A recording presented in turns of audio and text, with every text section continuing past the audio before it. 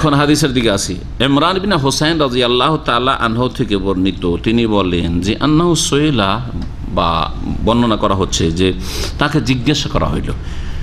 তিনি বর্ণনা করছেন যে তাকে জিজ্ঞাসা করা হয় একবার একটি ফতোয়া। তাহলে বোঝা গেল যে রাসূলুল্লাহ সাল্লাল্লাহু আলাইহি ওয়াসাল্লামের তিরোধানের পরে সাহাবায়ে কেরামরা ফতোয়া দিতেন, কেউ কম দিতেন, কেউ বেশি দিতেন, যার যেমন এলম ছিল তেমন ফতোয়া দিতেন।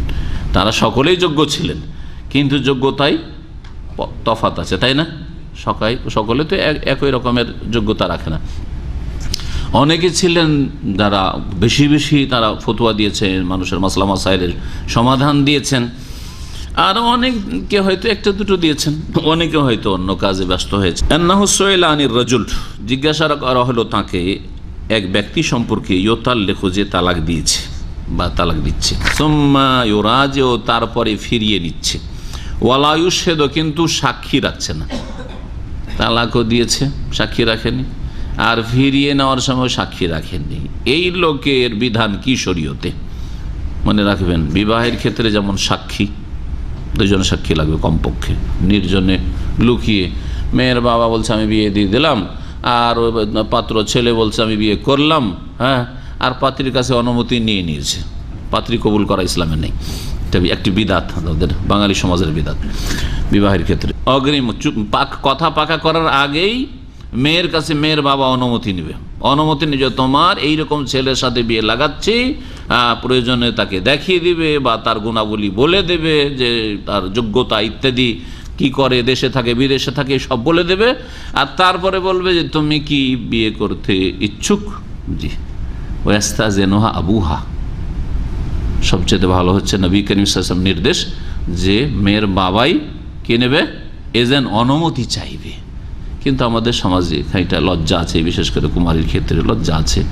সুতরাং শরীয়তে হয়তো এই ক্ষেত্রে ছাড় আছে, যদি সে সরাসরি বাবা অনুমতি না নিয়ে যদি মায়ের মাধ্যমে, মাকে দিয়ে বলায়, হ্যাঁ, অথবা বড় বোনকে দিয়েও। অনেক মেয়েরা আছে মায়ের ক্ষেত্রে অনেক নাজুক, মায়ের সাথে একটু কথা বলতে রাজি হবে না, তখন বড় বোনকে দিয়ে বলালো, হ্যাঁ, বা ভাবিকে দিয়ে বলো, তাদের সাথে তো খোলামেলা কথা বলবে হয়তো। অনুমতি নিতে হবে এক কথা। তবে সুন্নতি তরিকা হচ্ছে যে মেয়ের বাবাই অনুমতি নেবে, আর কুমারী যদি নীরব থেকে যায়, কোনো প্রতিবাদ না করে, কান্নাকাটি না করে, তাহলে জানতে হবে যে সে রাজি আছে। এইসব মাসাইলগুলো আলোচনা হয়েছে এর আগে। ইস্তিজানের বিয়েতেও সাক্ষী লাগবে, আর তালাক দিলেও সাক্ষী লাগবেই, বাধ্যতামূলক নয়, সাক্ষী রাখা ভালো। কিন্তু রাগের সময় ওদিকে তারা কোথায় সাক্ষী, উচিত সাক্ষী রাখা, জি, যাতে করে কেউ অস্বীকার না করার সুযোগ পায়। হ্যাঁ, অস্বীকার, যদি স্ত্রী অস্বীকার করে, ও থাকবে আসলে, বলছে না আমাকে তালাক দিন।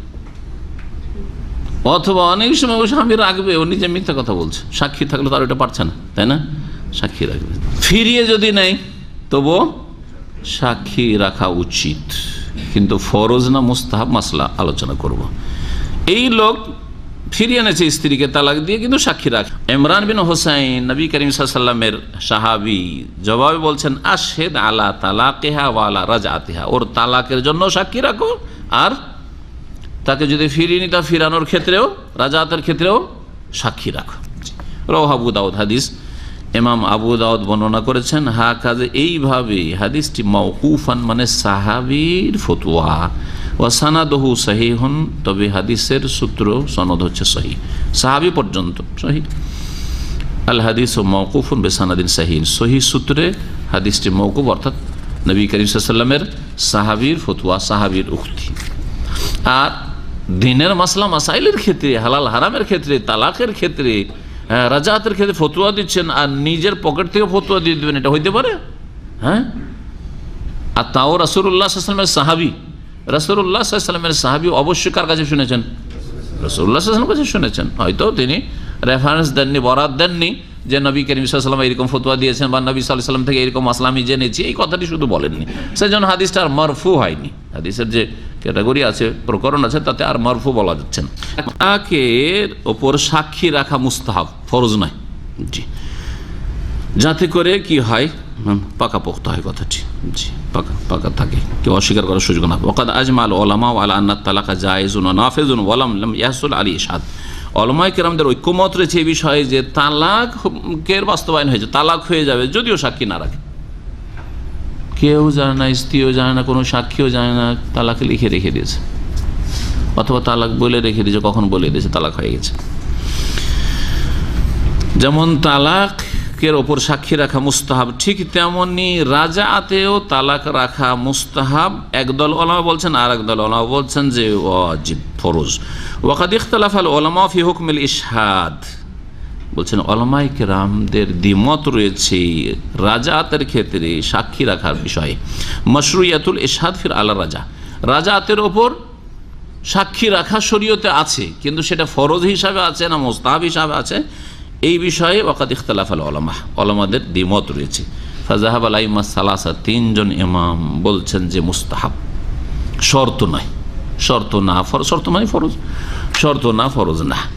তিন ইমাম, ইমাম শাফি ছাড়া, তাহলে ইমাম আবু হানিফা রাহিমাহুল্লাহ, ইমাম আহমদ রাহিমাহুল্লাহ আর ইমাম মালিক রাহিমাহুল্লাহ, এই তিন ইমাম বলছেন যে কি ফিরিয়ে নেওয়ার সময় সাক্ষী রাখা মুস্তাহাব, ভালো। আর ইমাম শাফি বলছেন যে ওয়াজাহাব আল ইমাম শাফি ইলা ইশতিরাতিহা, শর্ত, শর্ত মানে ফরজ। নামাজের জন্য উযু শর্ত, তাহারাত শর্ত মানে ফরজ, তাই না? নামাজের জন্য কিবলামুখী হওয়া শর্ত, ফরজ। নামাজের জন্য দাঁড়ানো শর্ত, দাঁড়াতে পারলে তাহলে ফরজ, ঠিক না? কিয়াম ফরজ। ইমাম আহমদের একটি বর্ণনা এইরকমই আছে।